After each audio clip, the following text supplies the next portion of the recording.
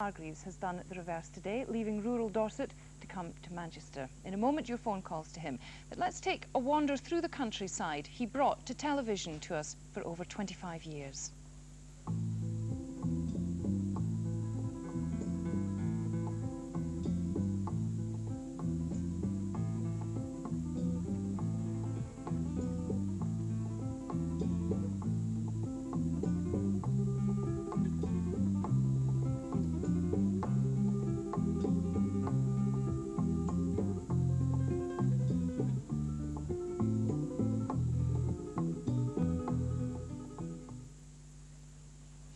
Jack, through all those programmes that you did, I understand that when you were sitting in your little workshop, you never had a script or auto cue or anything like that. You just chatted.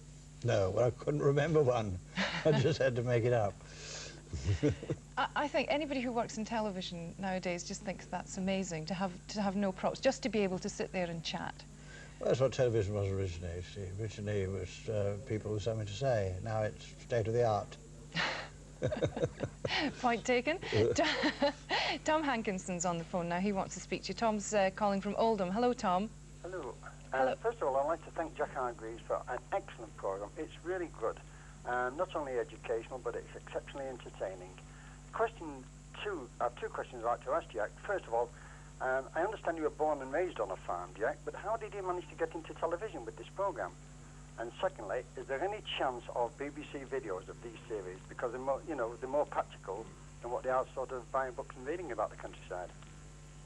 Well, the first answer to the first question is that I went from the farm to the veterinary college to learn to be a vet. When I came out, it was the agricultural depression. There were no jobs for vets. If they did, they weren't getting paid because the farmers weren't paying the vets. And I got a job writing technical literature and drifted from there into journalism. That's how I moved. And the second question about videos? There won't be any BBC videos of this because in 28 years of doing the programme, it's the first time I've ever been on the BBC. Thank you very much. Very nice to have you here, it is too. But, I mean, do you know if there are any plans for any videos? I don't think so, no. No. That's hard luck, Tom, because I think a lot of people would take your point about it being sort of practical advice on how to be in the country. Catherine Clinton's on the phone now from Sheffield. Hello, Catherine. Hello. What's your question? Hello. Well, first of all, I'd just like to say how much I enjoyed the How programme, the children's programme, years ago when I was a child. And I'd just like to say that at the moment, I think apart from Take Heart, there aren't enough programmes like that and How on the television. Do you agree that perhaps there should be more? Because I don't think there's any reason why the series couldn't be shown again, because it's all relevant to today's children, isn't it? You know, the microscopes and things like that. Well, it's not for me to say what there should be on television now. Oh, go on, we don't mind. Well, the reason why it was put on then was that most of the factual programmes for children were considered to be rather dull. And so we set out to produce a programme which was factual and at the same time entertaining.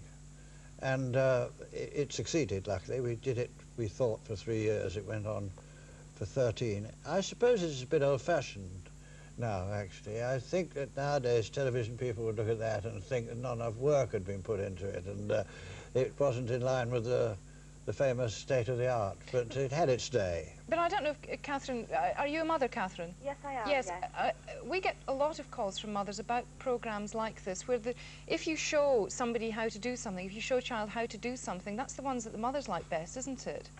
Yes, I'm inclined to agree with that. I have two children. I've got one at 3 and one at 7 months, so they're a little bit young at the moment, but I do sit down and make time with my eldest daughter, to do things and make things, when I have the time, obviously.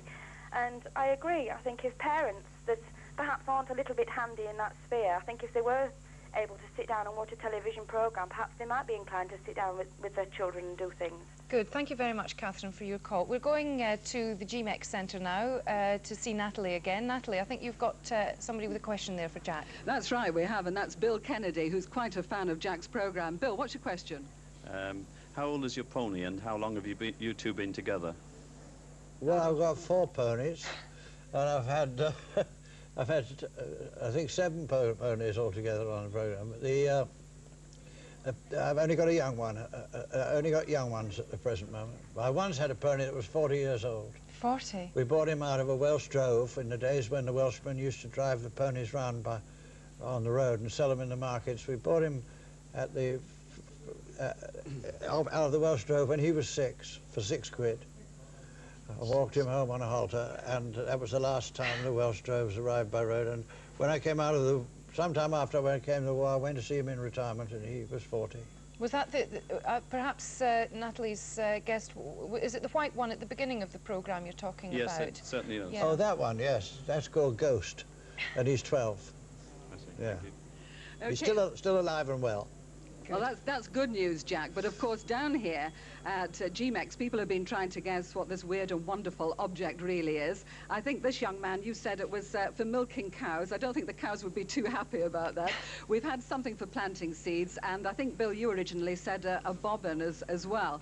But we have another family over here, so let's find out what they think it is. They've come en masse to the exhibition today. What do you think it is, Mum? I think you better speak for all of them. It's a stethoscope. A stethoscope. Now, that's a new one, Jack. How near are we? She's absolutely right. I've shown that thing to people for 30 years, and she's the first person who's ever known. As a matter of fact, it's made of ivory, and it's a vet stethoscope. The human stethoscopes were like that, but very much thinner.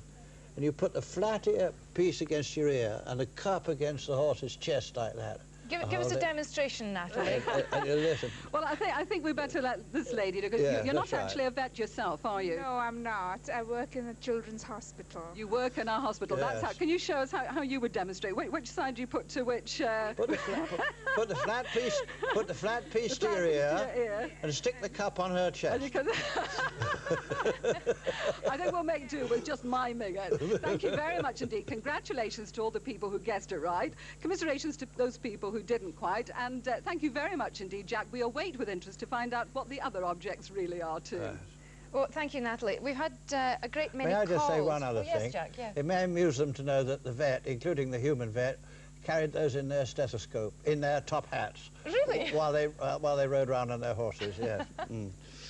Well, we have other calls, people guessing what those two objects were that you brought in earlier this morning. Now, Mike Lawler is on the phone. Mike, hello. Hello, Do you have a guess at one of these objects? Should we hold them up?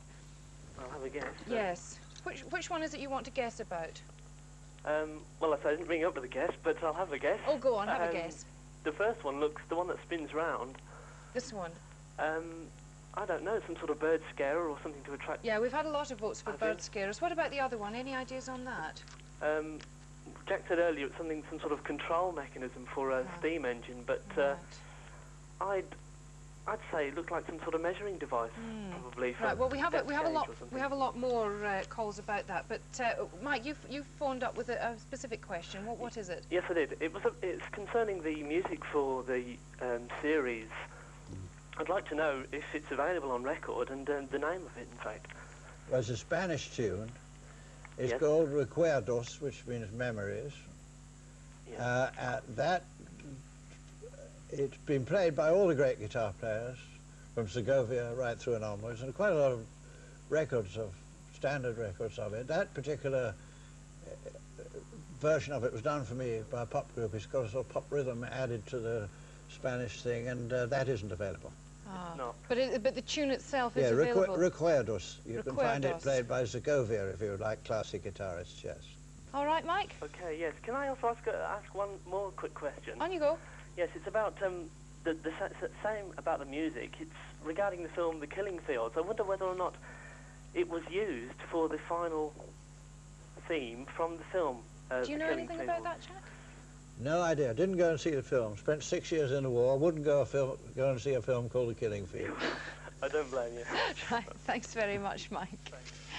Right, John, somebody's on the phone now. John Pescott. Hello, John. Hello? Hello. Have you got a question or a guess? Yes, no, I've got a question. Okay, on you go. Right, first off, I'd like to congratulate Jack on some wonderful programmes.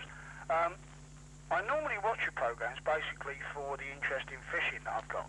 But what my question is have you ever thought about or ever written a book about the strange things you've come across in the countryside and the wonderful crafts you've come across in the countryside. Because I'm sure that in future years it would be an invaluable book to look back on to see the way that things were done in the olden days. I've just written a book about the olden days. Actually, We have it here? We have it here? It's a book. It's a book which starts when my father met my mother in 1897 and ends when I left the farm in 1929. It's got the lot in it, I think. It is a marvellous book because I've been reading it, and it's a very seductive book, Jack. As you said, it's about your what's it you say at the end about 1889 to 1929. This has been about country life from the time Mother first met the old man, as you always call him, until I left the farm to go to London University and read veterinary science. Now, anybody reading this book, if you're a townie, as I say, it's very seductive, this idea of the farm, and it's terribly tempting to sort of read this and rush out and buy a small holding and buy a horse and go back to nature, but it's not like that, really, is it? Well, no, people couldn't. No. People think it's a delight to live in the country and work hard for a living. We never knew the difference between work and play. All I can say, when people say to me, I'd love to live in the country and be on a small holding, I always say, you wait till they give you a hoe and put you in 5 acres of turnips and leave you there for a week. And then see if you like living in the country. Yes. But for all that, the point I'm making is that you do make it sound rather rosy. Well, it was rosy. Wasn't your childhood